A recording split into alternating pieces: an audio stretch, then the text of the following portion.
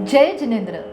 जैन तीर्थ रक्षा शिरोमणी वात्सल्य मूर्ती आचार्य श्री आर्य नंदी मुनिराज की जय जय जय. मुनिराजांच्या चरणी त्रिवार नमोस्तु नमोस्तु नमोस्तु. जय जिनेंद्र. आपल्या सर्वांना आपण ऐकत आहोत तीर्थरक्षा शिरोमणी वात्सल्य मूर्ती परमपूज्य आर्यनंदी मुनिराज यांचे जीवन चरित्र, तेही कथारूपाने. कारण आपण साजरे करीत आहोत रजत समाधी वर्ष आणि त्यानिमित्ताने आपण हे चरित्र कथन ऐकत आहोत त्यांना विनयांजली अर्पण करण्यासाठी. आज ऐकूया पुढचा भाग 5वा. सुरुवात करूयात मंगलाचरणाने. गुरुचरणी वंदन करू ज्ञानदीप ते प्रज्वलती. अहो गुरुचरणी वंदन करू ज्ञानदीप ते प्रज्वलती. अज्ञानाचा अंधार हरुनी जीवन मार्ग उजळती. वंदन त्या पवित्र चरणा ज्यांनी धर्म मार्ग दाखविला. मंगल हो सर्वांना गुरुकृपेने उजळला. गुरुकृपेने उजळला. बोला पंच परमेष्ठी भगवान की जय जय जय.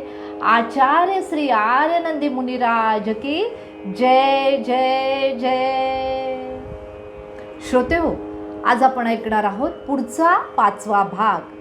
या आधीचे भाग तुम्ही नक्की ऐकले असतील आणि ते शेअरही केले असतील आपल्या सर्व नातेवाईकांना, मित्रांना. कारण हे चरित्र कथन ऐकणे ही सुद्धा फार मोठी पुण्यमय अशी धर्मप्रभावनाच आहे. चला तर आजच्या भागामध्ये आपण काय ऐकणार आहोत. मागच्या भागात आपण ऐकले शंकररावांनी केलेले अज्ञान निर्मूलनाचे कार्य. हे सर्व सुरू असताना त्यांचा संसारही कडू गोड असा अनुभव घेत घेत सुरू होता बरं का. भाऊ म्हणजे साक्षात तुकाराम बुवा बरं का. पण त्यांना सांभाळण्याची कला पार्वतीबाईंना साधलेली होती. दाम्पत्याला पुत्ररत्न प्राप्त झाले होते. पण 2 घडीचा डाव याला जीवन सेना असे काहीसे घडले आणि हे बाळ अल्पायू ठरले. माता पित्याला व्यथित करीत, दुःखी करीत या संसारातून निघून गेले. आता घरामध्ये सुमनबाई आणि वीरमती या कन्या संस्कारित होत होत्या. श्रोते हो, यातील सुमनताई यांनी संसारातील दुःख अनुभवले आणि ब्रह्मचर्य व्रत घेतले. नंतर आता त्या वेरूळला धर्मसाधनेमध्ये लीन आहेत. आणि वीरमतीताई त्या मात्र सुखी संसारामध्ये मग्न आहेत, तेही धर्मसाधना करीत करीत. कारण त्या कोणाच्या पुत्री आहेत? शंकररावांच्या म्हणजेच भाऊंच्या. यावेळेला बाहेर वातावरण कसे होते बरं? तर दुसरे महायुद्ध भयंकर संहार करीत संपले होते. भारत 15 ऑगस्ट 1947ला स्वतंत्र झालेला होता. एकीकडे सगळीकडे मंगल आनंददायी भावना, तर दुसरीकडे फाळणीमुळे क्रूर शोकाकुल अशी भावना पसरली होती. निजामशाहीमध्ये तर कासिम रजवी या धर्मवेड्या माणसाने रझाकार चळवळ उभी केलेली होती. सगळीकडे अत्याचार, लुटालूट, बलात्कार, जाळपोळ, सगळी जनता अत्यंत त्रस्त झालेली होती. या दुष्ट चक्रामध्ये, यांच्या कचाट्यामध्ये आपले भाऊही अचानकपणे सापडले होते. खरं नाही वाटत होते हो? अहो पण तसे घडले होते. त्यावेळी अशी घटना घडली होती. धर्मच फक्त रक्षा करू शकतो ही शिकवण देणारी ही एक घटना. एकदा अचानक भाऊंच्या कार्यालयामध्ये 3-4 हत्यारबंद लोक शिरले आणि एकाने विचारले जोरात आवाज करीत, यहाँ यहाँ शंकरराव नाम का गद्दार बदमाश आदमी कौन है. आता तिथे त्या कार्यालयामध्ये 2 शंकरराव काम करीत होते. त्यातील एकाची गचांडी पकडून त्यांना विचारले त्याने, हे पत्र, हातात असलेले हे पत्र तू लिहिले का रे. नाही साहेब, नाही, मी नाही लिहिले ते. तसा तो म्हणाला, अरे तू नाही लिहिलं तर मग कुणी लिहिलं. असं म्हणत ते 4 लांडगे त्याच्यावरती तुटून पडले. आता त्याच्यावरती वार करणार एवढ्यात दुसरे शंकरराव, अहो म्हणजे भाऊ, शांतपणे उभे राहिले आणि म्हणाले, ठहरो, मेरा नाम भी शंकरराव है. ते पत्र मी लिहिले आहे. आप जिसे ढूंढ रहे हो वह आदमी मैं हूँ. हो, त्या दुष्टांना इतका शांत धीट आवाज ऐकण्याची सवय कुठे होती. ते आता आणखी चवताळले, चेकाळले बरं का, आणि त्यांनी भाऊंचा ताबा घेतला. ते म्हणाले, आपने लिखा है, ऐसा क्यों लिखा, अब चलो हमारे साथ. झाले असे होते. काय घटना घडली होती हे सगळं घडण्यामागे सांगते. भाऊंनी आपल्या पत्नीला म्हणजे पार्वतीबाईंना 5 दिवस लब्धी विधान व्रत पूजेसाठी बोलावण्यासाठी एक पत्र लिहिलेले होते, कारण त्यांना ते व्रत पूर्ण करायचे होते. त्यात तिथे चालू असलेला जो अत्याचार होता, जे अशांत वातावरण होते, पेपरमध्ये जे लिहून येत होते ते वाचून तू घाबरू नकोस असं त्यांनी त्या पत्रामध्ये लिहिलं होतं. आणि नेमकं बघा काय घडलं. ते पत्र त्या भयंकर अशा रझाकारांच्या हातात पडलेलं होतं. DSP कार्यालयामध्ये आता शंकररावांची गचांडी पकडून त्यांना तिथं आणलं गेलं. तिथे पाषाण हृदयी मोहत्तीम हा अधिकारी होता. त्यांना बघून तो जोरात गरजला, क्या क्या हम सब गुंडे दिख रहे हैं, खून खराबा करते हैं, अरे कैसे गद्दार हो, सरकार के एजंट हो क्या.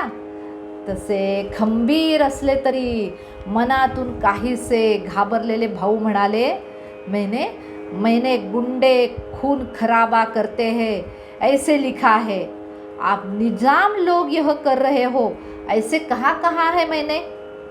साहब माफ़ी चाहता हूँ, मैं बेकसूर हूँ. बरसों से निजाम की मैं सेवा कर रहा हूँ साहब. आपल्याला दोष देण्याचा हेतू यामध्ये येत नव्हता. फक्त आमचा व्रतभंग होऊ नये एवढेच आम्हाला वाटत होते. भाऊंच्या शांत धीट शब्दात तो साहेब शांत झाला. पण एवढ्या तिथे दुसरा अंमलदार आला आणि त्याने भाऊंना हवालामध्ये बंद करून टाकलं. आपल्या पत्राने एवढे वादळ उठेल असे भाऊंना कधीच वाटले नव्हते. मगरूर, क्रूर, हिंसक अशा सत्तेपुढे काय चालणार होतं शहाणपण सांगा बरं. आता भाऊंना काही सुचेना. अंगातलं त्राणसुद्धा निघून गेलं त्यांच्या. जीभ वाळून गेली. आता ते शांतपणे खोलीत बसून राहिले. एकमेव आधार होता. श्रोते हो, तुम्हीच सांगा, अशा वेळी माणूस कोणाचा आधार शोधतो. भगवंताचा. भाऊंनी अरहंत प्रभूचे ध्यान आरंभले. आदिनाथ भगवंतांचे गुणसंकीर्तन सुरू केले आणि त्यानंतर शांतपणे भक्तांब स्तोत्राचे पठण ते करू लागले. ते गाऊ लागले. भक्तामरे निमविल्या किरीटास देते, उद्योत जे गतमास लयास नेते. मी भक्तीने नमितसे जिन पादुकाला, आधार जे भवजली पतिता जनाला. हे भगवंता, मी शक्तिहीन परिभक्ती तुझी पुन्हा आहे. स्तोत्राकडे मन बळे वळवीत आहे. प्रेमे शिशूस जपण्यास म्हणून जाय, सिंहासमोर हरिणी बलहीन माय.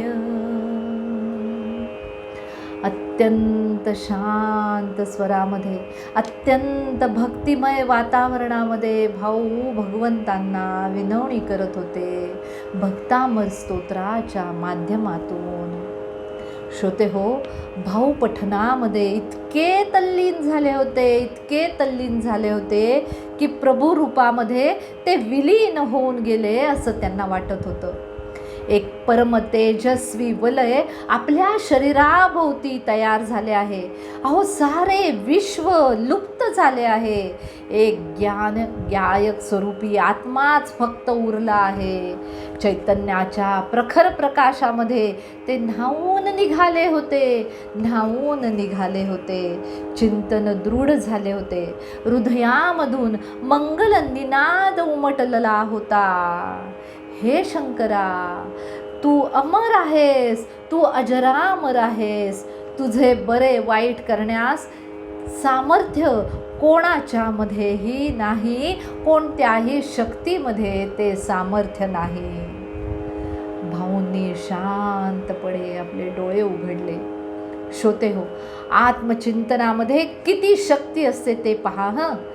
यामुळे असंख्यात कर्मांची निर्जरा होते आणि तसेच झाले होते.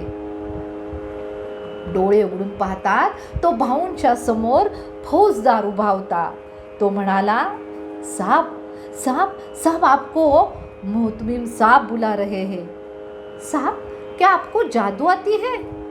क्यों, क्या हुआ? अरे साहब, थोड़ी देर तक आप दुश्मन थे दरबार के, और अब चलो देखो खुद आकर आप. बाहेर आलेल्या भाऊंना बघून हसत साहेब म्हणाले, अरे राजा साहब हो आप, राजा साहब. अरे भाई, हमने आपकी पूरी फाइल देखी है. आप बिल्कुल बेकसूर हो, लेकिन आइंदा से आप चौकन्ना रहिए. आपको मैं रिहा कर रहा हूँ. भाऊंना हा चमत्कारच वाटला बरं का. असे कसे काय घडले? हा विचार करत असताना भाऊंच्या ओठावरती एक शेर आपोआपच आला. हवा का रुख बदला, ऋतू बदली, जो गैर थे वे हो गए अपने. पुन्हा माणसात आलेला साहेब म्हणाला, शंकररावजी, आम्हाला क्षमा करा. तुम्हाला फार कष्ट दिले आम्ही. भाऊंना टांग्यात बसून त्याने घरी सोडले. खरंच काळ आला होता, पण वेळ आली नव्हती. इतक्या रात्री सुद्धा भाऊ चैत्यालयात गेले आणि भगवंत चरणी लीन झाले.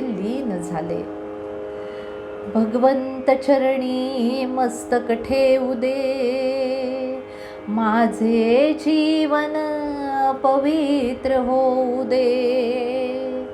तुझ्या नामाचा गजर अंतरी भक्तिभावाने भरू दे.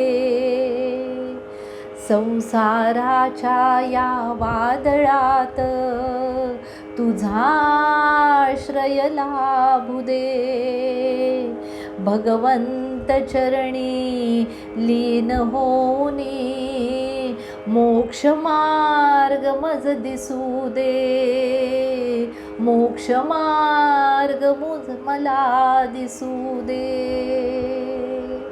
असे म्हणत भाऊंनी अष्टांग की हो घातला भगवंता चरणी. ते लीन झाले. कारण खरंच काळ आला होता, पण वेळ आली नव्हती. या भगवंतानीच त्यांचे जीवन वाचवले होते. श्रोते हो, रझाकार चळवळीचा शेवटी अंत झाला. भारतीय सैन्याने निजामाला शरण यायला भाग पाडले. स्वतंत्र भारताचा भाग झाले हैदराबाद संस्थान. या मुक्ती आंदोलनामध्ये सहभागी सर्व समाजातील तरुणांना भाऊंनी मनापासून मदत केली होती, सहाय्य केले होते. स्वतंत्र भारताची निष्ठेने चाकरी करीत भाऊ 1953 नोकरीतून निवृत्त झाले. 31 वर्ष त्यांनी नोकरी केली. धावपळ, दगदग, कामाचा मोठा व्याप, यातून आता शांतता मिळणार होती. मनाने निर्धार झालेला होता. आता उर्वरित आयुष्य स्वसाठी जगायचे होते, आत्मकल्याण करायचे होते, परोपकार करायचा होता, धर्मासाठी आता जगायचे होते. यासाठी या पुण्यवान भाग्यवान पुरुषास पुढे तसे योग येत गेले. कसे आणि कोणते योग आले ऐकूयात ना पुढील भागामध्ये. तोपर्यंत सर्व जीवांच्या रक्षणासाठी आपण मंगल भावना भावूयात. सर्व जीवांची मनापासून क्षमा मागूयात. भगवंता चरणी लीन होऊयात. आपणा सर्वांना सप्रेम जय जिनेंद्र. आता भेटूया पुढील भागामध्ये एका पुण्यवान आत्म्याचे जीवन चरित्र ऐकण्यासाठी. जय जिनेंद्र.